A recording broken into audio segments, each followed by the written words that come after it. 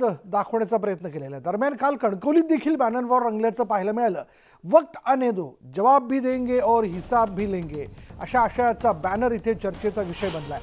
सामंत समर्थकांनी हा बॅनर लावला आणि काही दिवसांपूर्वी राणेंच्या अभिनंदनाचा बॅनर कणकवलीत लावण्यात आला होता।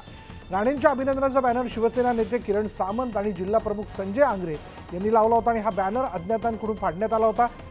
हा बॅनर फाडण्याच्या घटनेवरनं उलट-सुलट चर्चा सुरू असतानाच आता हा नवीन बॅनर जो आहे तो लावण्यात आलाय। हे खरं तर अतिउत्साही कार्यकर्त्यांचे बॅनर असतात। या मताशी मी देखील सहमत नाही, माझे मोठे देखील बंधू सहमत नाहीत। अशा पद्धतीचे बॅनर लावून महायुतीमध्येच तेढ निर्माण करण्याचा कोण जर प्रयत्न करत असेल तर त्याची दखल देखील मी स्वतः मंत्री या नात्याने घेतलेली आहे। माननीय नारायणराव राणे हे खासदार म्हणून आता निवडून आलेले आहेत। मला असं वाटतं की शिवसैनिकांनी असेल, भाजपच्या कार्यकर्त्यांनी असेल, राष्ट्रवादी काँग्रेस पार्टीच्या कार्यकर्त्यांनी असेल, अतिशय चांगलं काम त्यांच्यासाठी केलेलं होतं। रत्नागिरी जिल्ह्यामध्ये मागच्या निवडणुकीला जवळजवळ 1,31,000चं जे मताधिक्य होतं ते आम्ही 40,000वर आणलेलं होतं।